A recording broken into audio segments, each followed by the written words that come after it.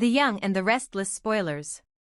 The walls of the Los Angeles hospital stood in a heavy silence as though they themselves were holding their breath, unsure how to react to the fragile reality unfolding within. Noah lay in a white bed surrounded by the soft hum of machines, the steady rhythm of his heart echoing in the sterile room like a slow, hesitant drumbeat. When his eyes opened for the first time since the accident, the world seemed to fracture around him. Faces hovered above him, voices trembled with hope and disbelief, but there was no recognition in his gaze. The son who had once carried all of Nick's pride and Sharon's devotion had returned to life stripped of memory, like a soul reborn but detached from its past. The relief of survival was quickly overshadowed by the cruel weight of amnesia. Nick's heart broke at the sight of his child, alive but distant, like a stranger wearing the body of someone he loved. He tried to hide the tremor in his hands, to bury the exhaustion that had consumed him since the night of the crash, but every attempt to speak to Noah was met with emptiness. There was no trace of the boy who once called him father, only confusion and fear. The accident had stolen more than time, it had stolen the very thread that connected them. Outside the room, the corridors smelled of disinfectant and despair. The police had yet to catch the driver responsible, a faceless name that had disappeared into the chaos of the night. Reports said he fled before the ambulance arrived, leaving Noah broken on the roadside, leaving Nick with a rage that could not be contained. Each day without justice felt like another betrayal. Nick's anger became a quiet storm, building behind his eyes, a mix of guilt and vengeance that began to eat at what little strength he had left. He could not rest knowing that the person who had done this was still free, walking somewhere under the same sun, unpunished and unashamed. But beneath that anger lay something even darker, doubt, a seed planted by whispers and timelines that did not align. The blood results, the inconsistencies in Noah's recovery records, the silence of those who should have spoken, they formed a chain of unease that led Nick toward a truth he was terrified to confront. Sharon, standing at the edge of every conversation, could sense his suspicion long before he said a word. She knew that look in his eyes, the one that sought clarity at any cost. The truth she had buried so deeply now began to surface, clawing its way through her composure. In Los Angeles, where rules were stricter and oversight relentless, it was impossible to forge a DNA test without leaving a trail. The doctors were cautious, the labs independent. Sharon had run out of time, and the illusion she built was beginning to crumble. Every night, she watched Nick's movements, how he checked phone calls, how he reread medical reports, how his questions turned sharper and shorter. She realized he was no longer asking if something was wrong, he was trying to confirm what she had done. For days she lived in quiet dread, her conscience twisting under the weight of what she knew would destroy him. There had been reasons once, reasons she convinced herself were noble, born out of protection, love, and desperation. But now those reasons dissolved like ash in water. She had crossed a moral line, and the truth waited for her like a blade. When she finally decided to tell him, it was not out of courage but inevitability. There was no other way forward. She held the envelope with trembling hands, her reflection ghost-like in the glass as she approached Nick's office. The paper inside seemed to pulse with life, a living record of deception and grief. Nick sat at his desk, the shadows of sleepless nights etched across his face. When Sharon handed him the results, he did not speak at first. He simply stared at her, his expression a hollow mirror of disbelief. Then, as he unfolded the paper, the room changed. The air grew heavier, the world slower. He read the words once, then again, as if repetition could change the meaning. But it did not. The truth struck like a hammer, the DNA did not match. The child he had believed to be his son was not of his blood. It was as though time itself collapsed under the weight of that single revelation. His eyes burned, and for a brief moment, there was nothing, no sound, no thought, only the cold rush of betrayal. Then came the eruption. He tore the paper apart, each shred falling like snow over the floor, his voice cracking through the silence in a cry that seemed to shake the walls themselves. Years of love, sacrifice, and belief shattered in that instant. Sharon tried to reach him, her tears falling faster than her words could form. She begged him to understand that the lie had not been born out of cruelty but of fear. Fear of losing him, fear of losing the only semblance of family they had left after everything that life had already taken. She said it was an act of protection, that she wanted to shield him from a truth too painful to face. But Nick could not hear her.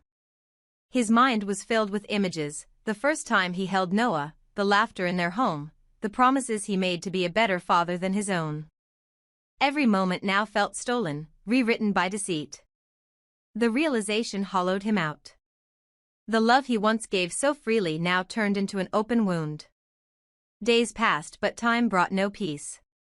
The knowledge of the falsehood consumed him. Every glance at Noah felt like punishment, every memory tainted by uncertainty. He found himself questioning everything. When did Sharon begin the deception? Who else knew? And what would happen if Noah remembered? The thought that his son might one day recall everything, not just the accident, but the truth, filled him with dread. He didn't know whether he wanted Noah to remember or to remain forever oblivious. Either way, the truth would destroy someone. Sharon, meanwhile, carried her own torment. The confession had freed her from the burden of secrecy but imprisoned her in guilt. She saw the damage she had caused, and no amount of explanation could undo it. In her mind, she replayed the decision that started it all, the day she discovered the real test results, the moment she chose silence over honesty. She had thought she could protect Nick by hiding the truth, but instead, she had stripped him of his faith in everything and everyone. Watching him now, distant and broken, was more unbearable than any punishment she could have imagined. As Noah recovered, unaware of the storm around him, the world outside grew colder. The man responsible for the crash was still out there, his escape a constant reminder that justice had not been served. Nick's grief turned to obsession. He began spending nights chasing leads, digging through police files, speaking to private investigators. The more he searched, the more he saw patterns, strange coincidences, phone calls made from numbers that disappeared the next day, people paid to stay silent. He started to wonder if the accident had not been random at all but orchestrated by someone who wanted to destroy him and Sharon both. Perhaps it was someone who knew the truth long before he did. And yet, even in his pursuit of answers, Nick could not escape the echo of Sharon's confession. Every time he thought of her face that night, pale and trembling, he felt both rage and pity. She had loved him in her own misguided way, but her love had turned into poison. The betrayal was complete, but so was the tragedy. They were bound by a shared ruin that neither could undo. In some quiet, shameful corner of his heart, Nick still longed for the simplicity of the lie, the comfort of believing Noah was his. It had been a beautiful illusion, and he wished he could return to it, if only for a moment. The hospital eventually discharged Noah, and life outside its walls resumed its relentless pace. But nothing felt the same. Sharon and Nick moved through their days like ghosts, haunted by what they had lost. The mansion that once echoed with laughter now carried a silence so deep it felt alive. Every object, photographs, gifts, even the scent of Noah's old room, became a relic of betrayal. Sharon tried to reach out, but Nick withdrew further, consumed by his search for the fugitive and by his own inability to forgive.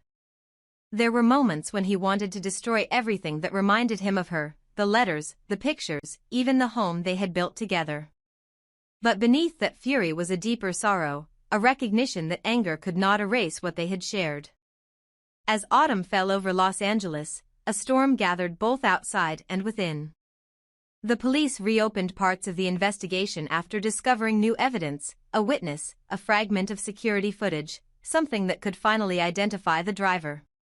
For Nick, it was one last chance to find meaning amid the wreckage. For Sharon, it was a cruel reminder that no truth stays buried forever. She knew that once the investigation dug deep enough, her own lies might surface again in unexpected ways. And for Noah, still struggling to piece together the fragments of his life, it meant facing a reality that had been rewritten by secrets he did not choose. The night before the new hearing, Sharon stood by the window watching the rain trace lines down the glass, each drop like a confession sliding toward the inevitable. She wondered whether redemption was possible or if some sins were simply too deep to cleanse. Across town, Nick sat alone in his car outside the police station, clutching a photograph of Noah as a child, the boy who had once trusted him completely. He closed his eyes, and for the first time in weeks, he allowed himself to cry without restraint.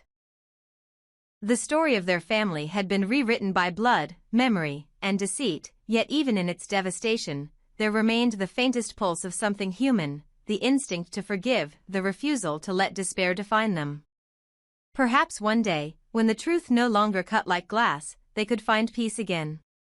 But for now, the storm raged on, inside their hearts and over the city that held their fractured lives, a reminder that some truths are never meant to be uncovered, and once they are, nothing, not love, not time, not even faith, can ever be the same again.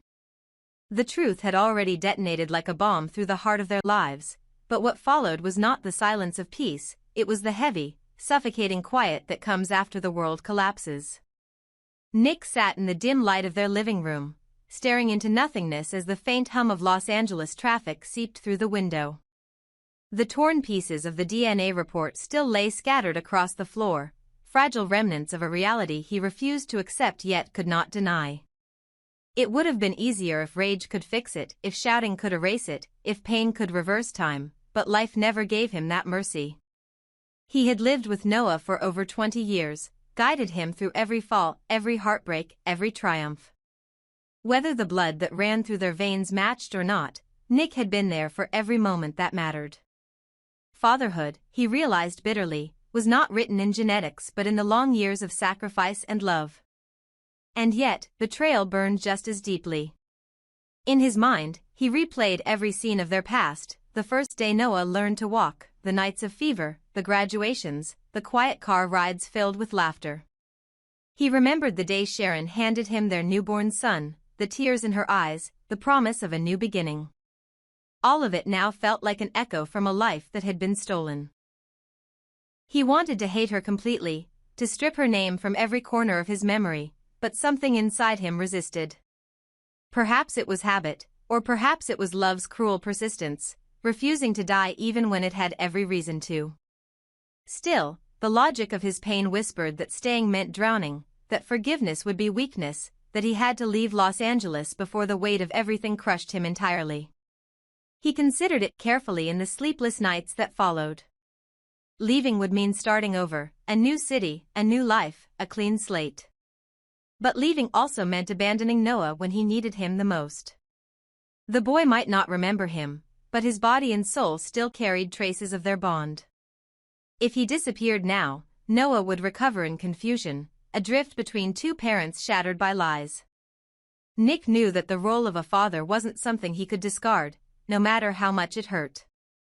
Duty was the one thing that had always defined him, the only compass that had kept him from losing his way.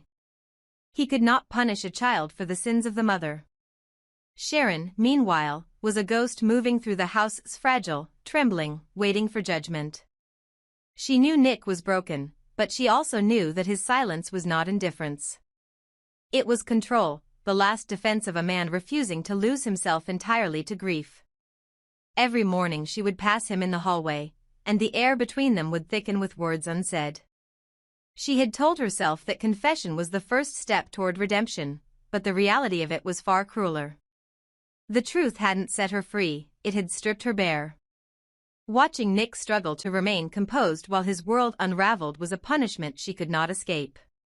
She wanted to reach out, to remind him of the family they once were, but every gesture felt intrusive, every glance like reopening a wound. Days bled into nights, and Nick's internal storm grew quieter but not weaker. The anger became focus. He began to weigh his options, stay and rebuild, or leave before resentment became permanent. He spoke little, but his mind was relentless. He thought about the investigation into the hit-and-run driver still on the loose, the man whose recklessness had started this chain of destruction. Justice had become his lifeline. If he could not fix his family, at least he could ensure that the one responsible for Noah's suffering paid the price. But the investigation was slow, the leads scarce, and each dead end pushed him closer to despair. Somewhere in the back of his mind, a darker thought took shape. What if the accident and the lie were connected? What if fate had orchestrated this cruel symmetry to force him to see everything for what it truly was: fragile, temporary, corruptible? Then came the afternoon when Noah, still fragile but improving, called out to him by name for the first time since waking up. It was small, uncertain, but enough to break him completely. In that single sound, all the years of fatherhood returned. Nick felt his resolve shift, his heart reminded of the bond that no science could measure. He realized that if he left now, he would not only lose Sharon but also rob Noah of stability. The boy needed love, not truth, presence, not pride. So Nick stayed. But staying didn't mean forgiving. It meant living inside the ruins and learning to breathe through the dust. He watched Sharon with the distant eyes of someone who no longer trusted what he saw. She still prepared his coffee the same way, still spoke in the same soft tone, still tried to keep the house alive with routines that once brought comfort. But to him, every gesture now felt rehearsed, every word an echo from a play whose script had been rewritten behind his back. He didn't lash out, didn't yell anymore, he simply observed. His quietness became its own kind of punishment, a reflection of the emptiness between them. Sharon longed for confrontation, for something that would at least make him speak, but his calm was worse than anger. It was the silence of a man dissecting the remnants of love to see if anything inside still lived. Nick began spending more time outside, driving aimlessly through the city, stopping by the ocean where the horizon seemed endless enough to absorb his confusion. There, he thought about the meaning of fatherhood, the concept of forgiveness, and the futility of vengeance. Every possibility came with its own form of pain. If he forgave Sharon, he would betray his own sense of justice. If he left, he would betray the memory of the family they had built. There was no choice that didn't cost him a part of himself. Yet deep down, he knew that love, in all its imperfection, demanded endurance. Maybe the truth was that everyone carried secrets, that forgiveness wasn't about excusing betrayal but about choosing to live despite it. Weeks passed, and Noah's health improved. The doctors called it progress, but Nick saw it as a fragile miracle. Each smile from his son was like sunlight breaking through a cracked window, beautiful, but always shadowed by what lay behind it. Sharon began to spend more time with Noah too, her maternal instincts fierce and desperate. Nick could see how she tried to atone through care, how she used every small gesture to rebuild what she had destroyed. It was painful to watch, but he couldn't stop her. A part of him even admired her resilience, though he would never admit it aloud. Then came the letter from the police. They had identified a suspect. Nick's heart raced as he read the report. The driver responsible for the crash had been sighted near the border, possibly using a fake name. The news ignited his determination again. He could almost feel the years of helplessness burning away, replaced by the single-minded need to see justice done. But as he prepared to leave for the investigation site, he paused. Sharon appeared at the doorway, her face pale but resolute, and for the first time in weeks, their eyes met without accusation. There was understanding there, that this pursuit wasn't just about the accident anymore. It was about finding closure for all the pain they had endured. As Nick packed his things, he considered leaving Los Angeles once everything was resolved. The city had become too heavy with memories, too full of ghosts. But he also knew that running would not erase what lived inside him. Whether in LA or anywhere else, the truth would follow. Forgiveness wasn't about distance, it was about strength. He thought of Noah and realized that the boy's recovery might depend not on doctors or time but on seeing his parents stand together, however fragile that unity might be. He had to decide, punish Sharon and fracture what remained, or find a way to coexist with the wound. In the end, Nick chose patience. He did not promise forgiveness, but he didn't walk away either. Instead, he rebuilt slowly, one small act at a time. He helped Sharon care for Noah, shared silent meals, and returned to work, channeling his emotions into purpose. Some days were unbearable, others, almost peaceful. There were moments when he caught Sharon looking at him with hope, and though he couldn't yet return it, he no longer turned away. He understood that healing wasn't a single moment but a series of choices, to stay, to endure, to remember. As months passed, the man responsible for the accident was finally caught. When Nick faced him in court, he felt no triumph, only exhaustion. The justice he'd longed for didn't erase the emptiness inside. Yet it gave him something else, clarity. He realized that his pain, Sharon's deception, and the tragedy of the accident were all parts of the same human frailty. Everyone in this story had been trying to protect what they loved, even when their methods were destructive. That understanding didn't absolve Sharon, but it softened something in him.